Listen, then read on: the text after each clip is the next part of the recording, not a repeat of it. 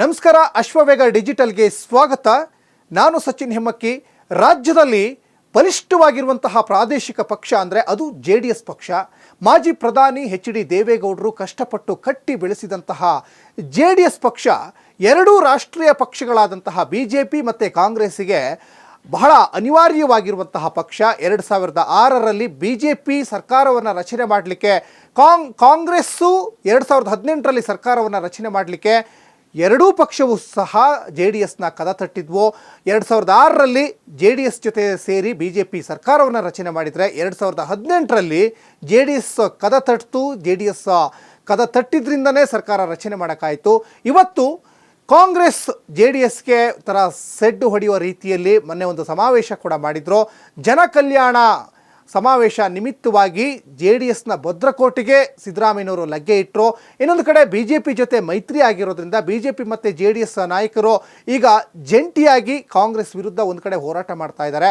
ಇನ್ನೊಂದು ಕಡೆ JDS ಪಕ್ಷದಲ್ಲಿ ಒಂದಿಷ್ಟು ಬದಲಾವಣೆಗಳನ್ನು ಕೂಡ ಮಾಡ್ತಾ ಇದ್ದಾರೆ. ಮಾಜಿ ಪ್ರಧಾನಿ HD ದೇವೇಗೌಡರು ಕಟ್ಟಿ ಬೆಳೆಸಿದಂತಹ ಈ ಪ್ರಾದೇಶಿಕ ಪಕ್ಷ ಮತ್ತಷ್ಟು ಗಟ್ಟಿಗೊಳ್ಳಲಿಕ್ಕೆ ಒಂದಿಷ್ಟು ಬದಲಾವಣೆಗಳನ್ನ ಮಾಡ್ತಾ ಇದ್ದಾರೆ. ಹಾಗಾದರೆ ಯಾವ ಬದಲಾವಣೆ ಅಂದರೆ, JDSನ ರಾಜ್ಯಾಧ್ಯಕ್ಷ ಸ್ಥಾನವನ್ನು ಮಾಜಿ ಪ್ರಧಾನಿ HD ದೇವೇಗೌಡರ ಮೊಮ್ಮಗ ಮತ್ತು JDSನ ಯುವ ಘಟಕದ ರಾಜ್ಯಾಧ್ಯಕ್ಷರಾಗಿರುವಂತಹ ನಿಖಿಲ್ ಕುಮಾರಸ್ವಾಮಿ ಹೆಗಲಿಗೆ ಜವಾಬ್ದಾರಿಯನ್ನು ಕೊಡಬೇಕು ಅನ್ನುವಂತಹ ಒಂದಿಷ್ಟು ಮಾತುಕತೆ ಕೂಡ ನಡೀತಾ ಇದ್ದಾವೆ. ಯಾಕಂದರೆ 2028ರ ಒಂದು ರಾಜ್ಯ ವಿಧಾನಸಭಾ ಚುನಾವಣೆಗೆ ಪಕ್ಷವನ್ನು ಮತ್ತಷ್ಟು ಗಟ್ಟಿಗೊಳಿಸಬೇಕು, ಸಂಘಟನಾತ್ಮಕವಾಗಿ ಮತ್ತಷ್ಟು ಬಲಿಷ್ಠಗೊಳಿಸಬೇಕು. ಹಾಗಾಗಿ ನಿಖಿಲ್ ಕುಮಾರಸ್ವಾಮಿಗೆ ಆ ಜವಾಬ್ದಾರಿಯನ್ನು ಕೊಡಬೇಕು ಅಂತ ಕುಮಾರಸ್ವಾಮಿ ಅವರು ಇರ್ಬೋದು, ದೇವೇಗೌಡರು ಇರ್ಬೋದು, ಪಕ್ಷದ ಹಿರಿಯ ನಾಯಕರು ಮತ್ತು JDSನ ಸಾಕಷ್ಟು ಕಾರ್ಯಕರ್ತರು ಅದೇ ನಿಟ್ಟಿನಲ್ಲಿ ಚರ್ಚೆಯನ್ನು ಮಾಡ್ತಾ ಇದ್ದಾರೆ. ಹಾಗಾದರೆ ನಿಖಿಲ್ ಕುಮಾರಸ್ವಾಮಿಯವರಿಗೆ JDS ರಾಜ್ಯಾಧ್ಯಕ್ಷ ಸ್ಥಾನ ಕೊಡೋದ್ರಿಂದ ಏನೆಲ್ಲ ಲಾಭ ಅಂತ ನೋಡೋದಾದರೆ, ಹೇಳಿ ಕೇಳಿ ನಿಖಿಲ್ ಕುಮಾರಸ್ವಾಮಿ ಈಗಾಗಲೇ JDSನ ಯುವ ಘಟಕದ ರಾಜ್ಯಾಧ್ಯಕ್ಷರಾಗಿದ್ದಾರೆ.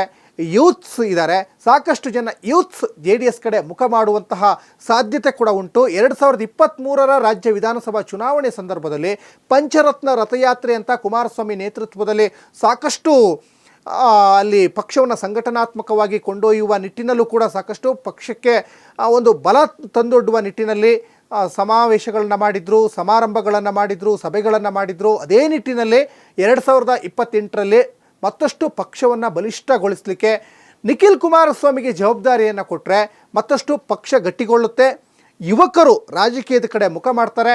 ಮತ್ತೊಂದು ಕಡೆ ಯೂತ್ ಐಕಾನ್ ಅಂತಲೇ ನಿಖಿಲ್ ಕುಮಾರಸ್ವಾಮಿಯವ್ರನ್ನ ಪರಿಗಣಿಸಲಾಗ್ತಾ ಇದೆ. ಹಾಗಾಗಿ JDSನ ವರಿಷ್ಠ ಮಾಜಿ ಪ್ರಧಾನಿ HD ದೇವೇಗೌಡರು ಆ ನಿಟ್ಟಿನಲ್ಲೂ ಕೂಡ ಯೋಚನೆ ಮಾಡಿದಂತೆ ಕಾಣಿಸ್ತಾ ಇದೆ. 2028ರಲ್ಲೂ ಕೂಡ BJP ಮತ್ತು JDS ನಾವು ಮೈತ್ರಿಯಲ್ಲೇ ಮುಂದುವರಿತೀವಿ, ಕಾಂಗ್ರೆಸ್ ಪಕ್ಷವನ್ನು ನಾವು ಮನೆಗೆ ಕಳಿಸ್ತೀವಿ, ನಾವು ಖಂಡಿತವಾಗಲೂ ಕೂಡ 2028ರ ಒಂದು ವಿಧಾನಸಭಾ ಚುನಾವಣೆಯಲ್ಲಿ ಗೆದ್ದೇ ಗೆಲ್ತೀವಿ ಅನ್ನುವಂತಹ ಒಂದು ಶಪಥವನ್ನು ಕೇಂದ್ರ ಸಚಿವ HD ಕುಮಾರಸ್ವಾಮಿ ಅವರು ಮಾಡಿದ್ದಾರೆ. ಇನ್ನೊಂದು ಕಡೆ ಸಾಕಷ್ಟು ಜನ ಒಕ್ಕಲಿಗ ನಾಯಕರು ಇದ್ದಾರಲ್ವಾ, ಒಕ್ಕಲಿಗ ನಾಯಕರಿಗೆ ಕೊಡ್ಬೋದಿತ್ತಲ್ವಾ ಅನ್ನುವಂತಹ ಒಂದಿಷ್ಟು ಮಾತುಕತೆ ಕೂಡ ಈಗ ನಡೀತಾ ಇದ್ದಾವೆ. ಇಲ್ಲಿ GT ದೇವೇಗೌಡರು ಎಲ್ಲೋ ಒಂದು ಕಡೆ ನಾನು ಒಕ್ಕಲಿಗ ನಾಯಕ, ನನಗೆ JDSನ ರಾಜ್ಯಾಧ್ಯಕ್ಷ ಸ್ಥಾನ ಸಿಗ್ಬೋದೇನೋ ಅಂತ ಒಂದು ಕಡೆ ಅವರು ನಿರೀಕ್ಷೆ ಮಾಡ್ಕೊಳ್ತಾ ಇದ್ದಾರೆ. ಇನ್ನೊಂದು ಕಡೆ ಶಾಸಕಾಂಗ ಪಕ್ಷದ ನಾಯಕನನ್ನಾಗಿ ಸುರೇಶ್ ಬಾಬು ಅವ್ರನ್ನ ನೇಮಕ ಮಾಡಿದಾಗಲೂ ಕೂಡ ಎಲ್ಲ ಒಂದು ಕಡೆ ಅಸಮಾಧಾನಗಳನ್ನು ಹೊರಗಡೆ ಹಾಕಿದ್ರು. ಇನ್ನೊಂದು ಕಡೆ ಅಸಮಾಧಾನದ ಹೊಗೆ JDS ಪಕ್ಷದಲ್ಲೂ ಕೂಡ ಇರೋದ್ರಿಂದ ಅವರ ಕೋಪ ಹೇಗೆ ಶಮನ ಮಾಡ್ತಾರೆ ದೇವೇಗೌಡರು ಮತ್ತು ಕುಮಾರಸ್ವಾಮಿ ಅನ್ನುವಂತಹ ಒಂದಿಷ್ಟು ಚರ್ಚೆಯೂ ಕೂಡ ನಡೀತಾ ಇದೆ. ಇನ್ನೊಂದು ಕಡೆ ನಿಖಿಲ್ ಕುಮಾರಸ್ವಾಮಿಗೆ ದೊಡ್ಡ ಜವಾಬ್ದಾರಿಯನ್ನು ಕೊಟ್ಟಾಗ ಅವರು ಮತ್ತಷ್ಟು ಪಕ್ವ ಆಗ್ತಾರೆ.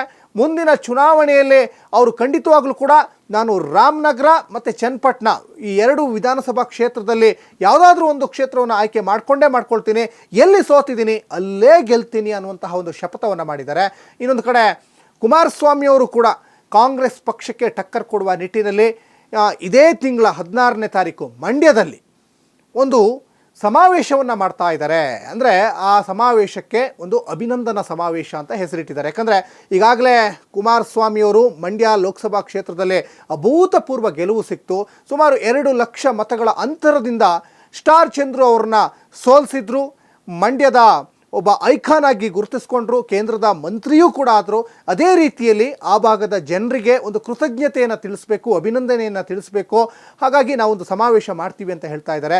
15ನೇ ತಾರೀಕು ಕುಮಾರಸ್ವಾಮಿ ಅವರ ಜನ್ಮ ದಿನಾಚರಣೆ ಇದೆ. ಒಂದು ಕಡೆ ಜನ್ಮ ದಿನಾಚರಣೆ ನಿಮಿತ್ತವಾಗಿ ಒಂದು ಸಮಾವೇಶ ಮಾಡ್ದಂಗೂ ಆಯಿತು.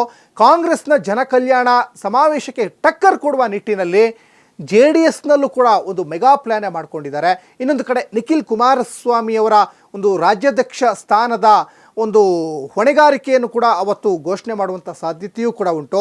ಒಟ್ಟಿನಲ್ಲಿ JDS ವರಿಷ್ಠ ಮಾಜಿ ಪ್ರಧಾನಿ HD ದೇವೇಗೌಡರು ಒಂದೇ ಕಲ್ಲಲ್ಲಿ ಹಲವಾರು ಹಕ್ಕಿಗಳನ್ನು ಹೊಡೆಯುವಂತಹ ಎಲ್ಲ ಸನ್ನಿವೇಶಗಳು ಕೂಡ ಕ್ರಿಯೇಟ್ ಆಗ್ತಾ ಇದ್ದಾವೆ. ಇನ್ನೊಂದು ಕಡೆ ಆಲ್ರೆಡಿ ಹೇಳಿಬಿಟ್ಟಿದ್ದಾರೆ ಮಾಜಿ ಪ್ರಧಾನಿ HD ದೇವೇಗೌಡರು, ಯಾವುದೇ ಒಂದು ಜವಾಬ್ದಾರಿ ಕೊಡಬೇಕಂದ್ರೆ ಅವರೇನು ಶಾಸಕರೇ ಆಗಿರಬೇಕಾ ಅಂತ. ಯಾಕಂದರೆ ಈಗ 3 ಚುನಾವಣೆಯಲ್ಲಿ ಸೋತಿದ್ದಾರೆ. ಸೋತರೂ ಪರವಾಗಿಲ್ಲ, ನಾನು ಎದೆಗುಂದೋದಿಲ್ಲ, ಎಲ್ಲಿ ಸೋತಿದ್ದೀನಿ ಅಲ್ಲೇ ಗೆದ್ದು ನಾನು ಏನು ನಮ್ಮ ಪಕ್ಷದ ತಾಕತ್ತೇನು ಅಂತ ತೋರಿಸ್ತೀವಿ ಅಂತ ನಿಖಿಲ್ ಕುಮಾರಸ್ವಾಮಿ ಅವರು ಈಗಾಗಲೇ ಸವಾಲೆಸ್ತಿದ್ದಾರೆ. ನೋಡಬೇಕು ಏನೇನಾಗುತ್ತೆ. ರಾಜ್ಯಾಧ್ಯಕ್ಷ ಸ್ಥಾನ ನಿಖಿಲ್ ಕುಮಾರಸ್ವಾಮಿ ಕೊಡ್ತಾರಾ ಅಥವಾ ಬೇರೆ ಇನ್ಯಾರಿಗಾದರೂ ಕೊಡಬಹುದಾ ಮಾಜಿ ಪ್ರಧಾನಿ HD ದೇವೇಗೌಡರು ಅನ್ನೋದು ಕಾದು ನೋಡಬೇಕಾಗಿದೆ.